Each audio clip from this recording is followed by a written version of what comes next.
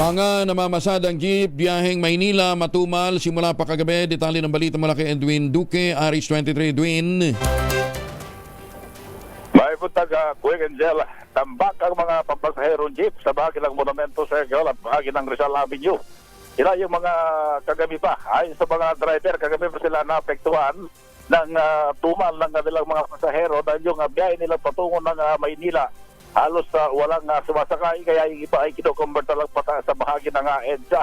Ganun pa man, itong kahabaan naman ng Bonifacio galing ng North Luzon Expressway, Kuya Angel, ay wala rin ganong mga sasakyan dahil ayon sa mga nakatalagang traffic ng North Luzon Expressway ay kahapon at hanggang kagabi yung pinaka-volume ng mga sasakyan na galing ng iba't ibang bahagi ng norte na na-volume na. Kaya sa mga oras nito, kung dati-dati mga ganitong oras ay punong-puno itong Balintawak at patungo ng Cubao, sa oras ito ngayon ay napakatupal, walang ganong mga sasakyan palabas ng Metro Manila. Yung Northern Police District naman ay nakaantabay dito sa may bahagi ng Monumento Circle at ibang bahagi ng Caloocan sa anumang orientation na pwedeng patungo ng Metro Manila kung kinakailangan ng bahagi ng PNP dyan sa bahagi ng event ngayon ng ating mga patirang Iglesia ni Cristo sa Peace Rally, National Peace Rally ngayong gaganapin ngayong araw.